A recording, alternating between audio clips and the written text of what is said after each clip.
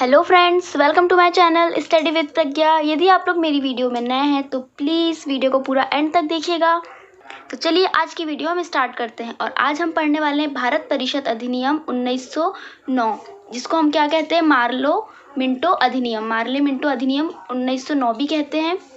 तो इसमें मार्ले कौन है? इसमें मार्ले है भारत सचिव कौन है यहाँ पर? मार्ले भारत सचिव। और यहाँ पर मिंटो कौन है? तो मिंटो है यहाँ का वायसराय। कब है ये वायसराय? कब है ये? तो ये 1909 की बात हो रही है यहाँ पर, ये भी देख लीजिएगा। और इसके पहले का 1857 की क्रांति से लेकर 1947 तक का हम पूरा पहले पढ़ चुके हैं। यदि आपने वो वीडियो नहीं देखे हैं तो प्लीज़ वो वीडियो को जाकर देखिए, मैंने उसकी लिंक डिस्क्रिप्शन बॉक्स में दे रखी है। और बेल आइकन को प्रेस करना बिल्कुल मत भूलिएगा।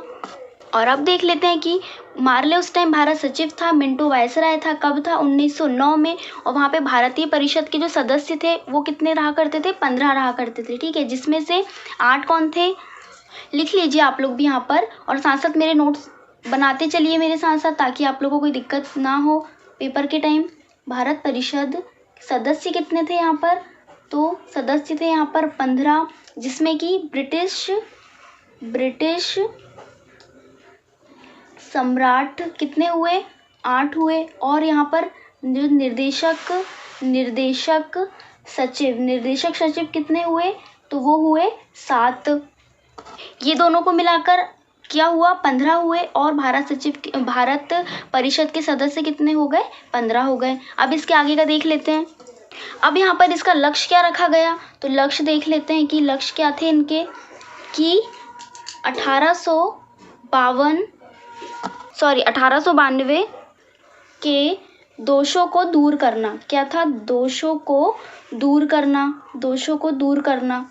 और इसी के पहले 1909 के पहले हम 1907 में पढ़ चुके हैं, गरम दल और नरम दल। तो वही देख लेते हैं अब। तो दूसरे नंबर पर क्या हुआ यहाँ?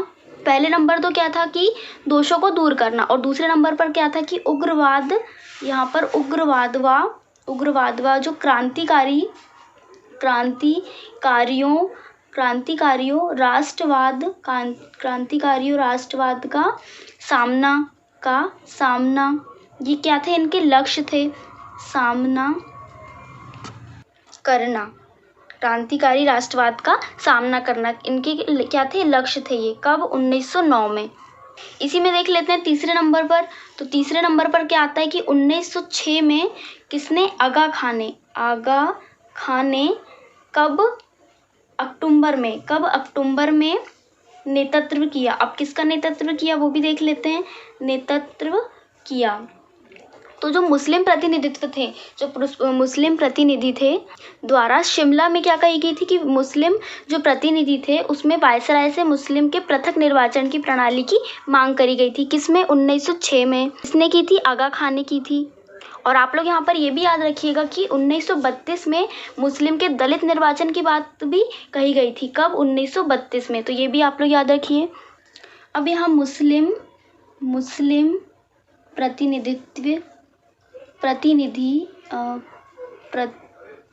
प्रतिनिधि जो मंडल था, मंडल द्वारा कहाँ पर?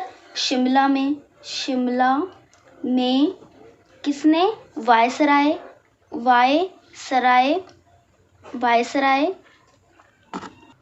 से मुस्लिम के लिए किसके? पृथक निर्वाचक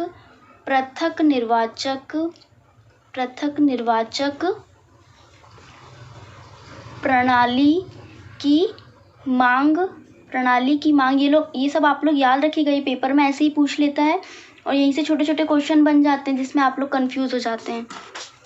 के अनुपात, जनसंख्या के अनुपात में किसकी?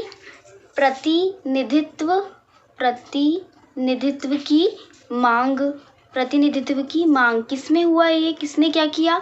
तो 1906 में आगा खान ने अक्टूबर में नेतृत्व किया। किसके लिए? मुस्लिम प्रतिनिधि मंडल द्वारा कहाँ पर? शिमला में वायसराय से मुस्लिम के लिए पृथक निर्वाचन प्रणाली की मांग करी गई। वह जनसंख्या के अनुपात में प्रतिनिधित्व की मांग की गई। और ये सब किसके आधार पर हुआ, तो वो कौन सी समिति थी, तो वो भी आप लोग यहाँ पर पॉइंट आउट करके लिखिएगा उसमें कि यहाँ पर जो समिति थी वो कौन सी थी, अरुणडेल समिति। इसकी रिपोर्ट के आधार पर समिति, इसी की रिपोर्ट के आधार पर हम आगे पढ़ेंगे। अभी के आधार पर देख लेते हैं। अब यहाँ पर देख लेते हैं कि केंद्रीय विधान परिषद, तो ये भी लिखते चलिए आप लोग, ये यहाँ के पॉइंट इंपॉर्टेंट हो जाते हैं। केंद्रीय विधान परिषद की सदस्य की जो संख्या थी वो पहले कितनी थी, 16 थी। कितनी थी वो, 16 थी। अब यहाँ पर उसने क्या की, संख्या में वृद्धि कर दी, कितनी वृद्धि हो गई, संख्या में वृद्धि, है ना, कितनी हो गई, किसकी संख्या में वृद्धि हो गई, तो संस्थों की संख्या में इसमें वृद्धि हो गई। यहाँ पर उनने करके कितनी रख दी, 16 से करके कितनी रख दी, 69 रख दी। अब वो कैसे रख दी, तो देखिए 16 थी, अब यहाँ से उसने कैसे लिया, 27 क्या कर दिया उसने, निर्वाचित, 27 निर्वाचित, प्लस क्या कर दिया, 33 को मनोनीत, ठीक है। इनको मिलाकर क्या किया उसने, और एक और को ले लीजिए, 9 यहाँ पे क्या कर दिया, पदेन कर दिया। अब इनको मिला लीजिए, इन सबको मिलाकर क्या कर दिया उसने, 69 कर दिया। अब यहाँ पर जो ये 27 है, अब यहाँ पर ये जो 27 दिख रहा है, 27 क्या दिया उसने, निर्वाचित दिया। तो इसमें भी उसने क्या कर दिया कि अलग अलग उसमें बांट दिया। तो 27 निर्वाचित में इसने कितने कर दिया, यहाँ पर भी 8, यहाँ पर क्या ले लिया उसने, मुसलमान ले लिया, 8 मुस्लिम ले लिया। फिर इसमें प्लस करके क्या लिया, और 8 मुस्लिम किया। फिर इसके बाद 4 कितने कर दिया उसने, ब्रिटिश क्या, पूंजीपति, पति। फिर इसके बाद उसने 2 क्या कर दिया, 2 जमींदारों के आरक्षण के लिए, 2 जमींदारों के उनके लिए आरक्षित कर दिया। फिर इसके बाद और 13 किसको दे दिया उसने, 13 किसको दे दिया, सामान्य के लिए कितना, 13 कर दिया। अब यहाँ पर फिर ये जो 69 है, इसको भी लिखते चलिए कि ये जो 69 है, इसमें भी उसने क्या कर दिया कि जो यहाँ पे 37 37 क्या है, सरकारी कर दिया, 37 सरकारी कर दिया। और क्या, 32 लोगों को क्या कर दिया, गैर सरकारी कर दिया, ठीक है। इसमें तो 27 निर्वाचित ये कंप्लीट करके का ही दिया था, जिसमें 8 मुस्लिम, 4 ब्रिटिश पूंजीपति और 2 जमींदारों के लिए आरक्षित और 13 सामान्य लोगों के लिए। पर इसमें से भी उसने बांटा था कि 37 सरकारी होंगे और 32 क्या होंगे, गैर सरकारी होंगे। ये अपना पहला था। अब दूसरे नंबर पर देखते हैं, दूसरे नंबर पर क्या आएगा, चुनाव अप्रत्यक्ष। तो उसने इसमें भी क्या किया था, चुनाव अप्रत्यक्ष। तो यहाँ पर क्या हुआ, जो स्थानीय निकाय था तो उन लोगों के तो आ ही जाते थे, परंतु उनको भी करने के लिए क्या था कि हमारे पास ही पूरे आना चाहिए, या आप लोग कोई ज़्यादा प्रश्न नहीं पूछ सकते, उन्हीं की सब प्रणाली से पूरे कार्य होते थे। तो यहाँ पर स्थानीय लोगों को कितना दे दिया उसने, यहाँ पर देख लेते हैं, स्थानीय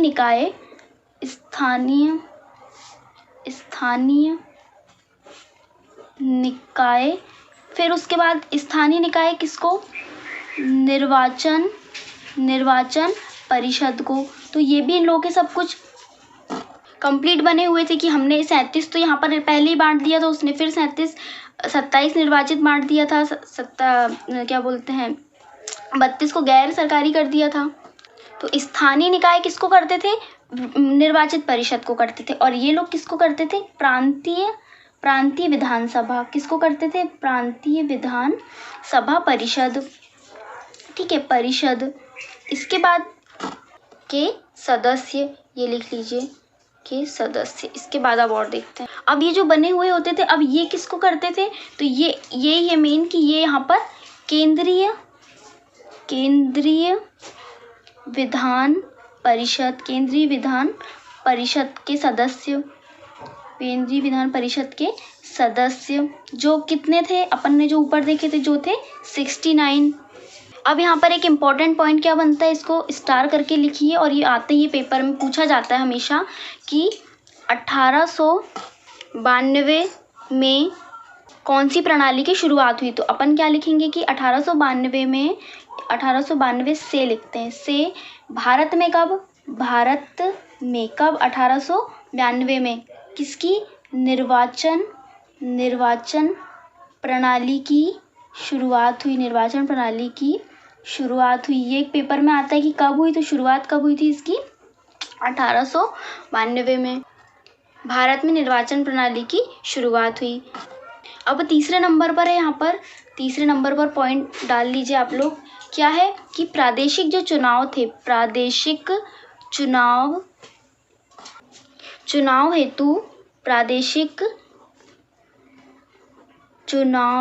हेतु क्या किया? प्रादेशिक चुनाव हेतु व्यावसायिक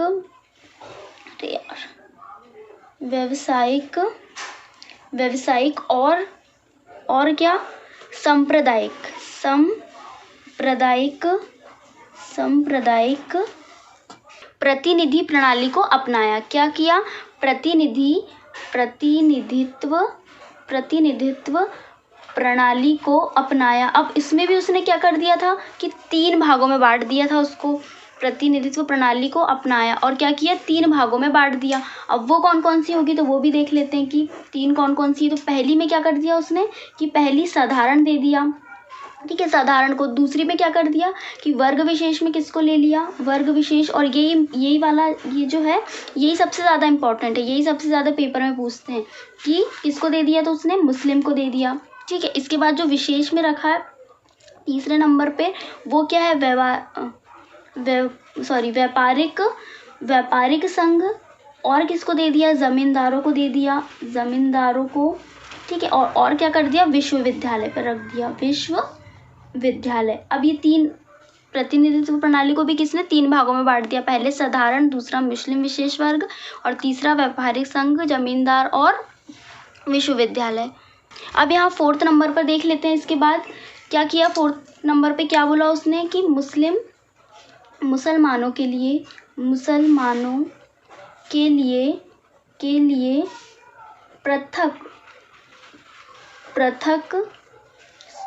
पृथक मताधिकार व निर्वाचित क्षेत्र या निर्वाचन क्षेत्र, ठीक है।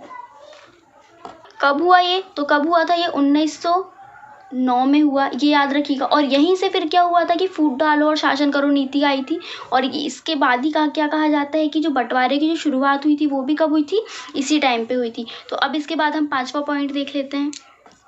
5वां पॉइंट में लिखिए आप लोग 5th में क्या कि दोहरा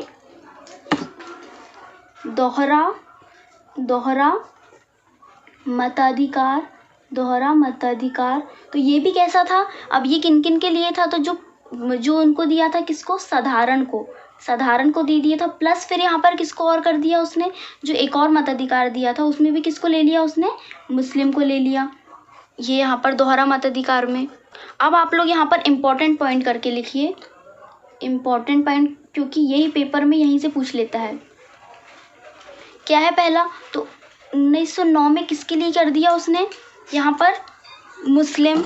तो 1909 में उसने क्या किया? मुस्लिम लोगों के लिए किया, मुस्लिमों के लिए कर दिया, ठीक है, मुस्लिमों के लिए, याद रखिए। उसके बाद फिर 1919 में सिखों के लिए कर दिया, ठीक है, सिखों के लिए कर दिया। फिर यदि 1935 में देखें तो 1935 में किसको ले लिया उसने?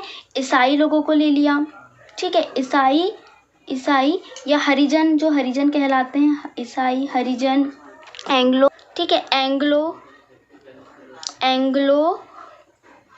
इंडियन, यूरोपियन, ठीक है, को क्या किया? को पृथक मताधिकार दिया गया, ठीक है। किसको दिया गया? मताधिकार किसको दिया गया? इन लोगों को दिया गया, ठीक है। कब? 1935 में। 1909 में किसको दिया? मुस्लिमों को दिया। फिर 1919 में सिखों को दे दिया। 1935 में ईसाई, हरिजन, एंग्लो इंडियन, यूरोपियन को पृथक मताधिकार दे दिया गया। तो कुल मिलाकर क्या हुआ कि पूरे को, मुस्लिम को निर्वाचक मताधिकार मिल गया यहाँ पर। अब इसके बाद देख लेते हैं तो सबसे ज़्यादा क्या हुआ यहाँ पर? मुस्लिम मतदाताओं के लिए क्या किया, आय की योजना में भी वृद्धि कर दी हिंदुओं की तुलना में, तो उनको उसमें भी ज़्यादा मिल गया। फिर उसके बाद स्त्रियों की, ठीक है, स्त्रियों को राजनैतिक अपराधों के लिए निर्वाचन में अयोग्य माना गया, तो वहाँ पर भी उस टाइम क्या हुआ कि इन लोगों को ही पूरा मिल गया। फिर अब देख लेते हैं कि अधिकार कौन कौन से मिले थे। तो अब यहाँ से देखिए कि अधिकार जो थे, लिख लीजिए आप लोग भी मेरे साथ साथ। अधिकार जो थे वो, पहला अधिकार कौन सा था कि वो लोग बजट पर बहस कर सकते थे। कौन सा था, बजट पर बहस, बजट पर बहस। फिर दूसरे नंबर पर बजट पर बहस, दूसरे नंबर पर क्या था कि सुझाव, जो सुझाव रहते हैं, सुझाव व संशोधन रखने का जो अधिकार था वो मिल गया था। ठीक है, दो तो यही हो गए। पहला कौन सा हो गया, बजट पर अधिकार, दूसरा हो गया सुझाव व संशोधन पे अधिकार, और तीसरा कौन सा था, तो वो था जो प्रश्न हम करते हैं, प्रश्न व मतदान का अधिकार हो गया। और फोर्थ नंबर पर यहाँ पर जो है वो लोकहित की बात कर सकते थे, लोकहित की बात कर सकते थे, लोकहित के विषय में प्रस्ताव प्रस्तुत कर सकते थे। ठीक है, लोकहित के विषय में प्रस्ताव प्रस्तुत कर सकते थे। तो ये सारे उनको अधिकार मिल गए थे। इसके बाद 5वें नंबर पर जो है, इसमें ये क्या है, अनुपूरक, है ना। अनुपूरक क्या है, ये अनुपूरक प्रश्न पूछने का अधिकार प्रदान हो गया था। तो ये जो यही सबसे ज़्यादा इम्पोर्टेंट है इसमें, कि यही पूछता है वो कि अनुरूप प्रश्न पूछने का जो अधिकार था, ठीक है, अधिकार प्रदान, वो किस में मिला था, तो कब मिला था, ये इन लोगों को इस टाइम ही मिला था ये। अब इनको ये सब अधिकार तो थे, परंतु यहाँ पर फिर एक और क्या था कि वहाँ पे जो गवर्नर जनरल थे, गवर्नर जनरल या वायसराय, ठीक है, या वायसराय, तो इनसे ऊपर बढ़ के कोई नहीं होता था। तो ये जो बोल दें ये वही होगा। फिर प्रस्तावों को, इसमें भी एक यही नियम था कि गवर्नर जनरल या जो वायसराय थे वो जो भी प्रस्तावों को ठुकरा सकते थे, क्या थे, ठुकरा सकता था। और जो प्रश्न पूछने का अधिकार तो दिया था, परंतु प्रश्न पूछने व उत्तर को वो मना कर सकता था, उत्तर देने के लिए मना कर सकता था, ठीक है, मना कर सकता था। अब देख लेते हैं कि क्या नहीं मिले, तो कौन से अधिकार इनको नहीं मिले थे। तो जो अधिकार थे वो नहीं मिले, वो कौन से थे, नहीं मिले, वो देख लेते हैं। अब नहीं मिले, है ना, मिले, चलिए देखते हैं अब वो। तो पहले नंबर पर जो था, फर्स्ट नंबर पर कौन सा नहीं मिला था इन लोगों को अधिकार, कि विदेशी संबंधों में, विदेशी जो संबंध थे, जैसे अपने देशों में संबंध होते हैं, विदेशी संबंधों व देशी राजाओं जो थे, देशी राजाओं के संबंध के बारे में प्रश्न नहीं पूछ सकते थे। वो क्या नहीं कर सकते थे, प्रश्न नहीं पूछना, ये उनको क्या नहीं था, वो उनको अधिकार ही नहीं था ये। दूसरा वाला क्या था, दूसरे नंबर पर जो था वो था कि बजट पर, दूसरे नंबर पर था कि बजट पर क्या नहीं कर सकते थे, बजट पर मतदान अधिकार नहीं था। ठीक है, पहला कौन सा अधिकार नहीं था कि विदेशी संबंध के बारे में वो उन लोगों से कुछ नहीं पूछ सकते थे, जो देशी राजाओं के, जो उनसे बात हुई थी या जो भी संबंध के, उनके बारे में प्रश्न नहीं पूछना। दूसरे नंबर पर बजट पर मतदान जो करते हैं वो भी उन लोग नहीं कर सकते थे। अब यहाँ पर अपन पूरा देख लेते हैं कैसे, कि 1861 में क्या होता था कि प्रश्न नहीं पूछ सकते थे। 1861 में क्या होता था, प्रश्न नहीं पूछ सकते थे, सिर्फ वो सुन सकते थे। क्या कर सकते थे, सिर्फ सुन सकते थे। ठीक है, लिख लीजिए आप लोग, सुन सकते थे। इसके बाद फिर 1892 में क्या हुआ, फिर अपन अब भी पढ़ें इसको। इसमें क्या हुआ कि बहस व प्रश्न तो कर सकते हैं, परंतु क्या नहीं कर सकते, जो अनुपूरक जो प्रश्न है वो नहीं कर सकते। देखिए 1861 में प्रश्न नहीं कर सकते थे, सिर्फ सुन सकते थे। फिर 1892 में क्या हुआ कि बहस व प्रश्न तो कर सकते हैं, परंतु अनुपूरक प्रश्न नहीं पूछ सकते। फिर इसके बाद 1909 में जो अभी अपन पढ़ रहे हैं, ठीक है, 1909 में अब क्या कर रहा है वो कि अनुपूरक प्रश्न अब पूछने दे रहा है, ठीक है, अनुपूरक प्रश्न, ठीक है, अनुपूरक प्रश्न। पर यहाँ पर भी क्या नहीं कर सकते, फिर बजट पर हम प्रश्न नहीं कर सकते, हम बजट के बारे में नहीं पूछ सकते या विदेशी संबंधों के बारे में नहीं पूछ सकते, ठीक है। और यदि गाइज आप लोगों ने मेरी पुरानी वीडियोस नहीं देखे हैं तो वो भी जाकर प्लीज़ देख लीजिए, जिसमें मैंने हिस्ट्री के बहुत सारे टॉपिक पढ़ाई हूँ, उसकी लिंक भी डिस्क्रिप्शन में दे रखी है, उनको भी जाकर देखिए। तो 1919 तक अब हम यहाँ पर पढ़ चुके हैं। अब 2 इम्पॉर्टेंट प्रश्न करके और लिखिए, इसको भी इम्पॉर्टेंट में लिखिएगा, इम्पॉर्टेंट में लिखिए। क्या है पहला कि पहला जो है सर्वप्रथम परिषद, एक तो ये यहाँ पर लिखिए आप लोग सर्वप्रथम भारत परिषद, ठीक है, सर्वप्रथम भारत परिषद। तो ये थी कहाँ पर, ये थी इंग्लैंड में, ठीक है, ये कहाँ थी, इंग्लैंड में थी। अब यहाँ पर जो मेन आता है कि जो हमारे भारतीय थे, ठीक है, ये वहाँ जाकर रहने लगे, तो उनमें से जो 2 थे जो इनके सदस्य थे वो कौन कौन थे, वो मेन पूछ लेता है कि सर्वप्रथम भारत परिषद जो इंग्लैंड में थी उसके जो 2 हमारे भारतीय थे वो कौन कौन थे। तो पहले जो थे वो थे केसी गुप्ता थे, केसी गुप्ता, और जो सेकंड नंबर पर थे वो थे सैयद, ये वहाँ जाकर रहने लगे थे, है ना, ये इसके सदस्य हो गए थे, सदस्य सैयद हुसैन विलग्रामी, ये पूछ लेता है क्वेश्चन पेपर में कई बार कि कौन कौन से भारतीय थे जो 2 थे, या उनके एक के नाम दे देगा, एक का नहीं देगा, ऑप्शन में एक का नाम पूछ लेगा, ठीक है। इसके बाद जो दूसरे नंबर पर था वो थे जो वायसराय जो थे, वायसराय की कार्यकारिणी, वहाँ के जो वायसराय की जो कार्यकारिणी, उनको भी इसमें सदस्य की, मतलब वहाँ के सदस्य हो गए थे ये परिषद। तो वो कौन थे, वो भी भारतीय थे। तो यहाँ पर जो है SP सिन्हा, ये भी आप लोग याद रख लीजिए, और ये हमेशा ही पेपर में आता ही है कि SP सिन्हा कौन सी कार्यकारिणी के सदस्य थे, तो वायसराय की कार्यकारिणी सदस्य परिषद के थे। कौन थे वो, SP सिन्हा थे, ठीक है, जिसको ऐसा भी लिख लीजिए, विवि सदस्य, ठीक है।